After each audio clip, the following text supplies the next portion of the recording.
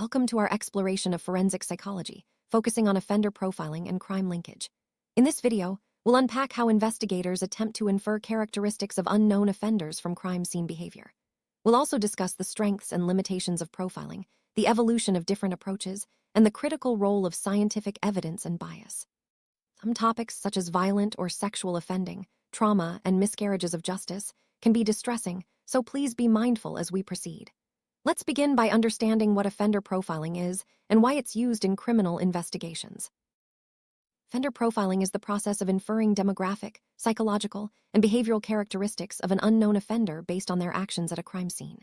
This practice is also known as criminal profiling, psychological profiling, or behavioral investigative advice. The core logic is straightforward. Behavior at the crime scene leads to inferences about the offender's traits, such as age, sex, intelligence, or likely area of residence. Profiling aims to help police generate leads, narrow suspect pools, and hypothesize about motives. However, it's important to remember that a profile is an investigative aid, not proof of guilt. Profiling serves several purposes in criminal investigations. It helps police generate investigative leads, narrows down the suspect pool, and offers hypotheses about offender motivation. Sometimes, it can assist in linking crimes together or be presented as expert evidence in court. However, it's crucial to distinguish between using a profile as a guide and treating it as hard evidence. Profiling should support, not replace, traditional investigative methods and physical evidence.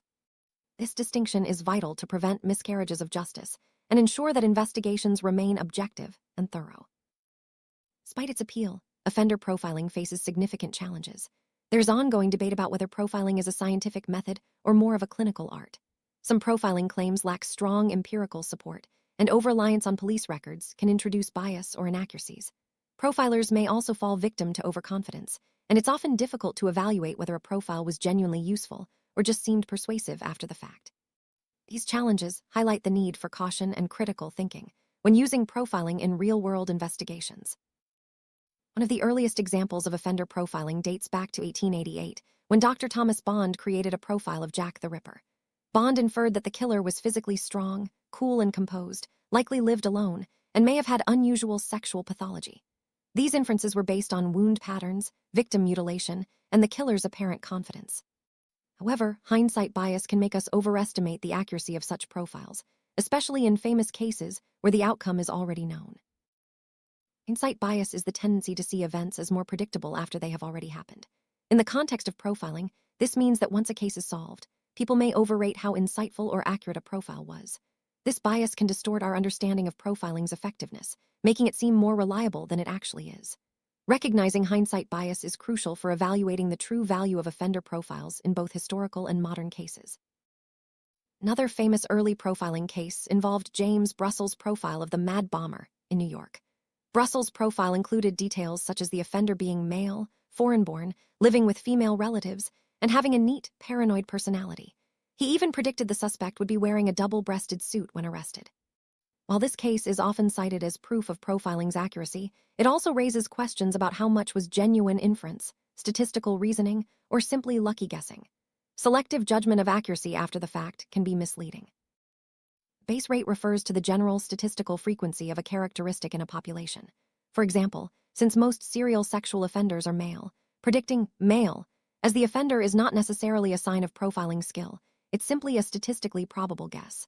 Understanding base rates helps us distinguish between insightful profiling and predictions that are likely to be correct by chance. The FBI's Behavioral Science Unit developed the Criminal Investigative Analysis approach, which became highly influential in both law enforcement and popular culture. This method assumes that offenders leave psychological traces in the way they commit crimes. By examining these traces, investigators attempt to infer characteristics such as age, intelligence, social skills, and emotional motivations. The approach is systematic, involving data assimilation, crime classification, crime reconstruction, and profile generation. FBI approach involves four main steps: data assimilation, crime classification, crime reconstruction, and profile generation. Data assimilation gathers all available information, such as crime scene photos, forensic evidence, and victim background. Crime classification categorizes the offense, for example, as organized or disorganized. Crime reconstruction hypothesizes the sequence of events, and profile generation infers likely offender traits. This structured process aims to bring consistency and rigor to profiling. Major feature of the FBI approach is the organized-disorganized typology. Organized crime scenes show evidence of planning, targeted victims, and controlled interactions. Offenders are often socially competent and forensically aware. Disorganized scenes, on the other hand, are chaotic, impulsive, and leave more evidence behind. Offenders tend to be socially immature and isolated. However, real cases often combine elements of both, challenging the idea of two distinct types. A search by Cantor and colleagues found that organized features appeared in most serial killer cases, while disorganized features varied more. This suggests that the typology is too simplistic, and that offender behavior exists on a continuum rather than in separate categories. The existence of a mixed category further weakens the idea of two distinct types. Profiling must account for the complexity and variability of real-world cases. Continuum is a scale or spectrum, rather than a set of separate categories. In offender profiling, this means that behaviors can blend characteristics of both organized and disorganized types. For example, an offender might carefully select a victim, but panic afterward and leave evidence. Recognizing this continuum helps investigators avoid oversimplifying complex cases. Clinical practitioner approach relies on the individual expertise of forensic psychologists, psychiatrists, or clinical consultants. Rather than following a standardized method, practitioners use their own judgment, clinical knowledge, and investigative experience to develop profiles.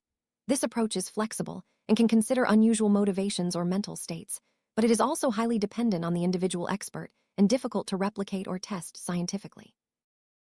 Clinical practitioner profiling can integrate nuanced clinical insights and adapt to unique cases. It is especially useful when rigid typologies are too simplistic. However, its weaknesses include high dependence on the individual expert, difficulty in quality control, and vulnerability to cognitive bias.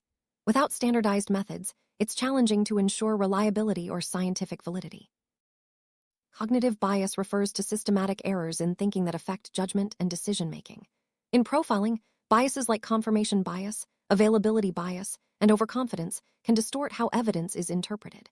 Recognizing and mitigating cognitive bias is essential for maintaining objectivity and avoiding investigative errors. Rachel Nichols case illustrates the risks of clinical practitioner profiling.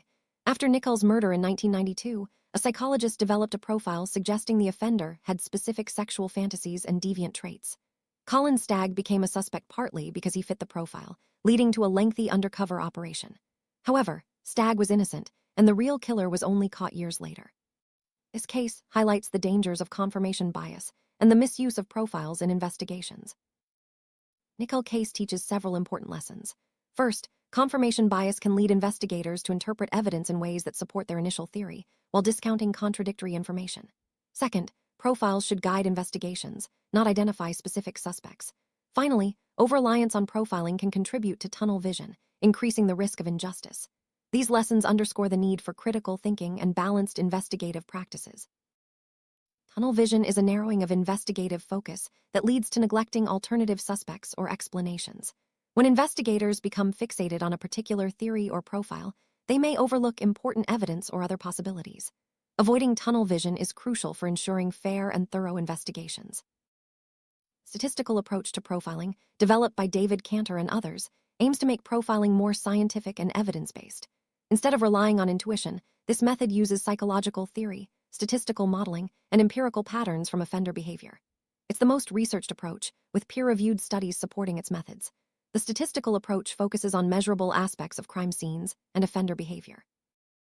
The statistical approach considers 5 key aspects: interpersonal coherence, significance of time and place, criminal characteristics, criminal career, and forensic awareness. Interpersonal coherence examines how offenders treat victims, reflecting their general social behavior. The significance of time and place looks at when and where crimes occur, revealing patterns linked to daily routines. Criminal characteristics and career focus on experience and changes over time, while forensic awareness assesses knowledge of investigative methods. Forensic awareness refers to behaviors that suggest an offender understands how evidence is collected and tries to reduce the risk of detection. Examples include wearing gloves, wiping surfaces, moving bodies, destroying CCTV, or using false alibis. Recognizing forensic awareness can help investigators infer prior justice system contact or criminal sophistication. Central assumption in profiling is homology, the idea that offenders who behave similarly at crime scenes also share similar background traits. However, research by Makros and Allison found no support for this assumption. In their study of 100 British rapists, similar offense behaviors did not reliably predict similar demographics or personalities. This finding challenges the core logic of traditional profiling. Studies show that trained profilers do not consistently outperform non-profilers. A meta-analysis by Snook and colleagues found that professional profilers' success often reflects general knowledge or plausible, but vague inferences, rather than unique expertise. This is related to the Barnum effect, the tendency to accept vague, general statements as highly accurate and personally relevant, much like horoscopes. The Barnum effect describes our tendency to accept vague, general statements as highly accurate and personally relevant. In profiling, this means that broad profiles may seem insightful, but actually apply to a wide range of people. This effect can make profiles appear more useful than they truly are, leading to overconfidence in their accuracy. Review of 40 years of profiling research by Fox and Farrington found that scientific rigor has improved, but many studies still rely on weak designs. Few studies directly test whether profiling improves real investigations, and most evidence supports crime linkage over offender profiling.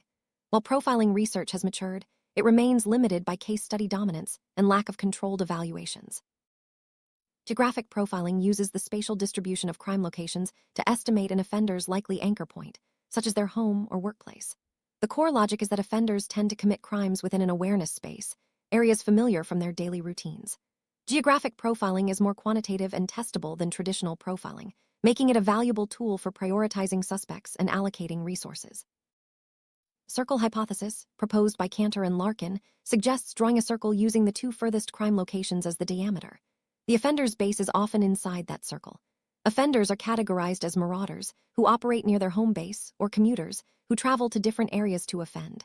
Most serial offenders are marauders, but this varies by crime type. Distance decay refers to the tendency for offending probability to decrease as distance from the offender's base increases. Offenders are more likely to commit crimes in familiar, nearby areas due to lower travel costs and easier opportunities. The buffer zone is the area immediately around the offender's home, which they may avoid to reduce the risk of recognition. These concepts help refine geographic profiling models. Geographic profiling is more quantitative and replicable than traditional profiling. It's especially useful for prioritizing suspect lists and allocating investigative resources. However, it assumes a stable anchor point and is less effective for highly mobile or commuter offenders. It also requires multiple offenses to estimate patterns and can be disrupted by deliberate police evasion. Crime linkage is a behavioral analysis method used to determine whether two or more offenses were committed by the same offender. Unlike profiling, which asks, who is the offender? Crime linkage asks, which crimes belong together? It groups crimes into likely series, pools intelligence, and helps identify serial offending. This method is especially valuable for targeting prolific offenders and preventing future crimes. Physical evidence like DNA and fingerprints is invaluable, but it's not always available or may be degraded. Processing can be costly and slow, and some crimes yield little forensic material. That's why behavioral and spatial evidence are also used in crime linkage, providing additional tools for investigators when physical evidence is lacking. Crime linkage relies on two core assumptions: behavioral consistency and behavioral distinctiveness. Consistency means an offender behaves similarly across their offenses, while distinctiveness means their behavior is different enough from other offenders. Useful linkage features must be stable within an offender, but variable between offenders. Without these, linking crimes accurately becomes difficult. Researchers typically use solved crimes to create linked and unlinked pairs, then test whether behavioral variables can distinguish between them.